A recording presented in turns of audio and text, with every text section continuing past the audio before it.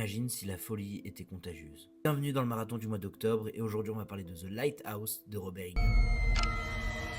Pour ce 26e jour du marathon, aujourd'hui on va parler d'un gros morceau, d'un très gros morceau. On approche de plus en plus de la fin et je pense qu'on est sur le film le plus complexe que j'ai eu à voir de cette sélection. C'est The Lighthouse de Robert Eggers qui est le dernier Robert Eggers que je dois voir pour compléter sa filmographie que j'ai vue du coup officiellement en intégralité. Et c'est peut-être son film le plus mature ou en tout cas le plus complexe. On est ici sur un film qui parle de la folie.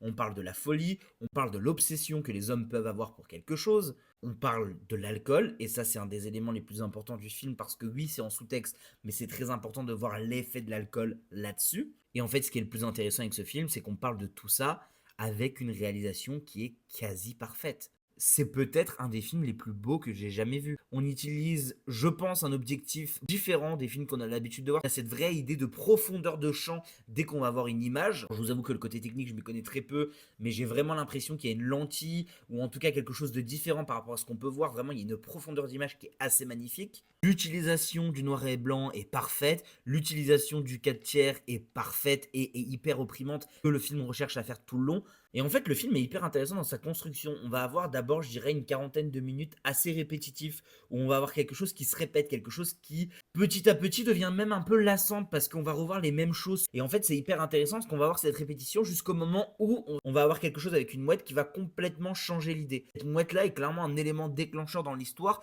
et c'est hyper intéressant de comment on va raconter cette histoire. En tout cas, c'est un film que j'ai adoré, The Lighthouse, et je vous le conseille. C'est un film à regarder seul, je pense. Il faut vraiment être concentré dedans. Il faut ne pas avoir peur de longues scènes silencieuses ou de longs dialogues. Ça fait partie du jeu. Mais par contre, quand vous acceptez ce jeu-là, vous allez avoir un film qui est surprenant et qui est vraiment génial.